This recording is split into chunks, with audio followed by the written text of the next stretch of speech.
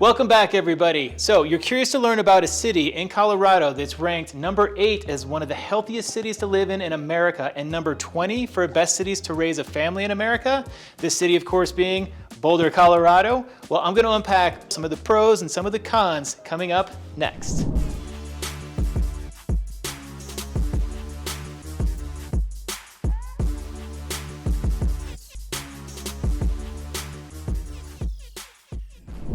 Real quick, if this is your first time to the channel, my name is Bill Knapp. I'm a licensed residential realtor here in Denver, Colorado, and I produce these videos as a way of helping people out if you're considering a move into the Denver area or moving within the state. I help people all the time that are doing this, and I'd love to help you as well. So if you're interested to work together, give me a call, text, or email. My information is below, and we'll get started from there. Now on to Boulder, Colorado, which is probably one of my favorite cities to visit in the state of Colorado. I go there almost every other week or so, mostly because I have family up in the area and also because I'm showing up there. But it is an amazing place, and one of the big pulls, one of the big reasons people move to Boulder is primarily because of its location. It's situated right against the foothills, not too far away from the Flatirons, which is a rock formation that people can go rock climbing on. It's also very centrally located and close to Loveland, next to Denver, not too far away from Broomfield and Louisville. So as far as commute times go, Boulder's pretty well situated. Part of the charm of the location is being so close to the foothills, which is a diminishing return because there's not a lot of people that can actually build up to those foothills anymore. So getting that close as an actual city is absolutely amazing and a big draw on why people go there. Which brings me to my next point on why people really love living in Boulder will be the outdoor living and lifestyle. Since you're so close to all these different parks and trails and open space, not to mention the Flatirons, as I already said, you're next to a bunch of other things like water and skiing. So if you're an outdoor person, this is kind of like a haven, a mecca. You can literally go right out your front door, head down the trail, and you are doing backcountry hiking, backcountry mountain biking, or if you're more of the road cyclist, you can jump on any number of long stretches of paved roads that are very, very safe. The drivers are actually very cognizant of the cycle culture there. And if you're looking to do something a little bit more adventurous, hang gliding is not too far, just outside of Golden, or you can go down lazily the creek in Boulder on a tube while you're hanging out with your buddies. It's literally just a nature's playground. A lot of people are also caught fly fishing in the area or heading up to near streams or just going on the other side of Boulder to Nederland and checking out some of the more outdoorsy adventure stuff there. So the location plus the outdoor stuff, massive pull for people considering Boulder. The next thing that really pulls people into this Boulder area has to be the food and the artisan craft beers, the different kinds of mom and pop shops. There's not a lot of commercial, overly large commercial developments. Like you're not gonna find a Costco like right in the middle of the place. You'll find your Target, of course, and a Whole Foods.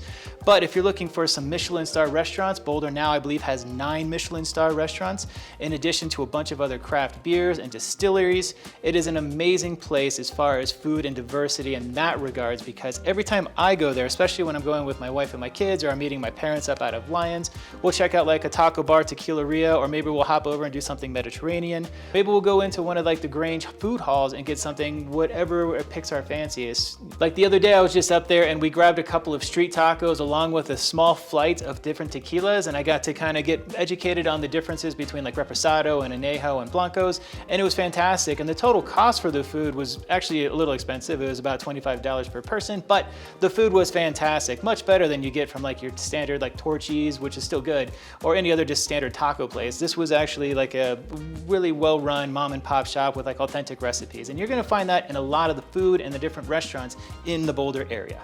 The next thing I'd like to bring up about Boulder that most people really enjoy about the area, will either enjoy, love, or hate this, is the culture there. And the culture is really kind of hard to describe without putting like a stereotype on it, but let's just say it's very open and accepting.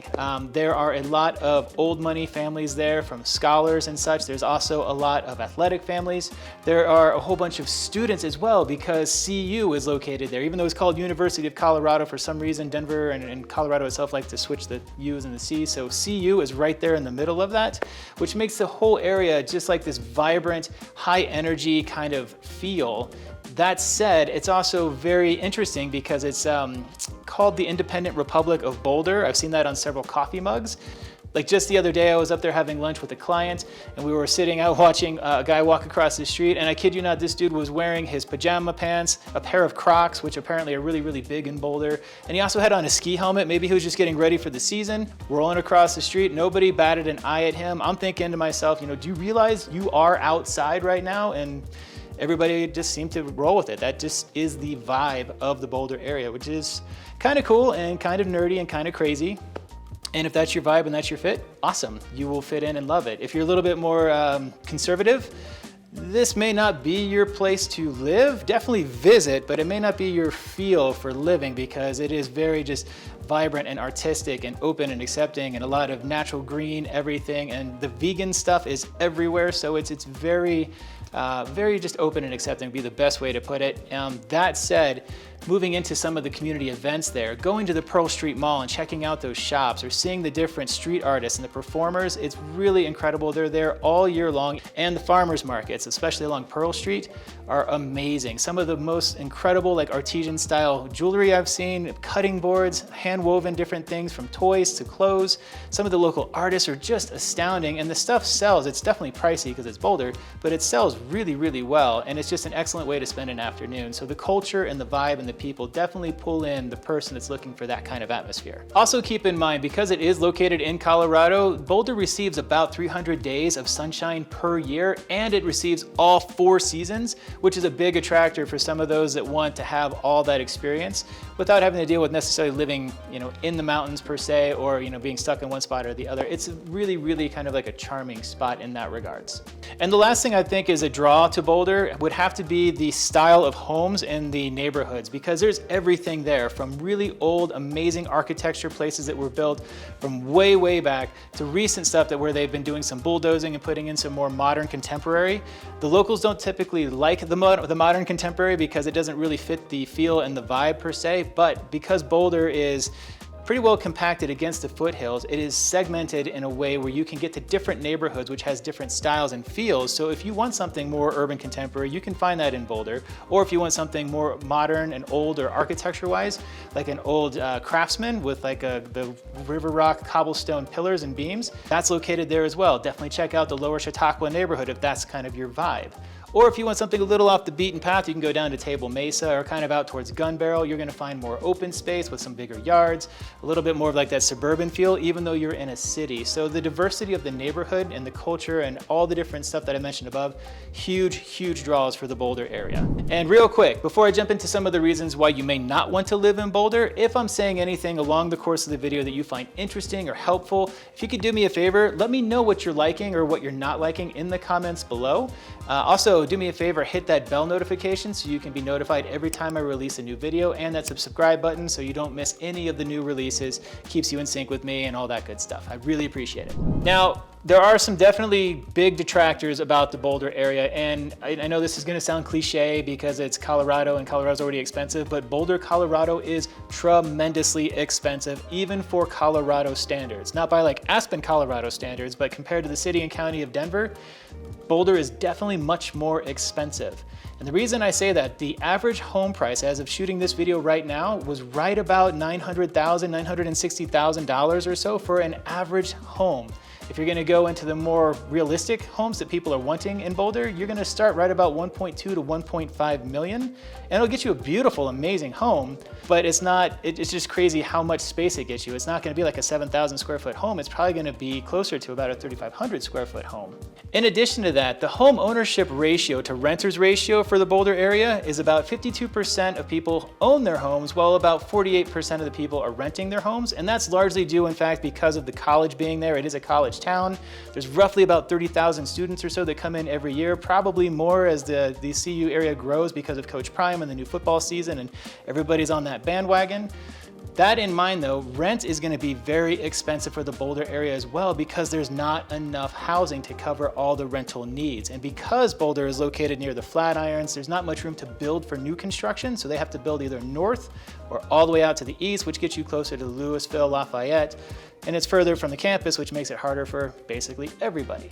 So with all that in mind, housing can be a bit difficult to get into. Now, a little bit of a pro with that con, Boulder holds its value. So if you get into a property there, you are going to get yourself a nice return on investment, assuming you stay there for at least 3 to 5 years, ideally 5 to 7 years. You're going to see a decent amount of appreciation as the Boulder area continues to appreciate and the Denver metro area grows. Now, the next thing to be considering when you're looking in Boulder is, as I mentioned, it's a college town. CU is located right there in the middle of town, which is kind of awesome because it creates a lot of energy and a lot of excitement.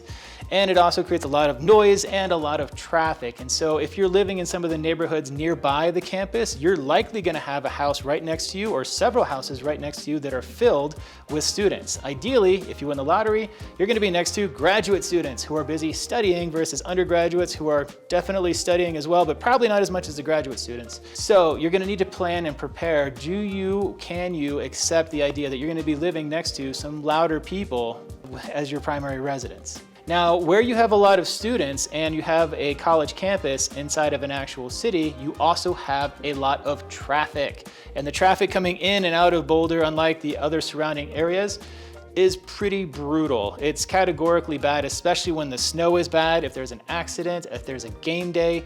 So if you're living and working just inside of Boulder, you may be okay, but if you have to commute to Boulder or in and out of Boulder, you can expect that US 36 route coming in on the main way into Boulder onto Baseline Road, or if you're coming in off of 93, say Highway 93, it can get clogged, it can get congested. So you're gonna wanna plan for that if you're living there or if you're gonna be commuting in and out of the Boulder area, because that will impact not only what kind of car you need or what you want for your comfort, it'll also include how much gas you're gonna consume and how much time you're gonna spend in your car. So books on tape could be your friend, or if you're living and working in the area, you'll do just fine. This is an unusual con about Boulder, and it's gonna be the jobs market and jobs diversity market, which typically isn't a problem for most places, but Boulder is either academia, technology, or food and services primarily. I mean, there's definitely other facets in there, but those are the big three. And if you're not necessarily working in either of those three fields, you may be finding it difficult to find a close commute. So a lot of people typically will commute into Boulder or leave Boulder to go to Broomfield, Lafayette. Flatirons are very close by as well, or Westminster.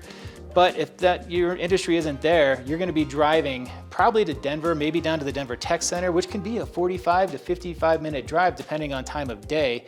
So you may have an amazing house in Boulder, but you're gonna be driving pretty far if you're not in those three primary fields offered at this location. Another drawback to consider for Boulder is if you are a night owl or a nightlife kind of person, you're looking for something where it'll stay up past about midnight or so, Boulder's probably not gonna be your fit, and the places that are open later are definitely gonna be dominated by that college crew. So if you wanna go hang out with that younger crowd and that's your vibe, perfect, you're all set. If you're looking for something more like a chill, relaxed wine bar, yeah, you'll find one or two there, but they're gonna close down around 10:30, maybe 11 o'clock at night. If you're looking for more of a vibrant night scene, you're definitely gonna have to make the trip into Lodo, into downtown Denver, or any of those surrounding areas that have a bit more of an established nightlife scene. And the last thing I would say about Boulder, just to consider, it's not a huge problem, but it has become a bit more pronounced, especially with, as larger cities become more attractive to people coming in and living and moving in these areas.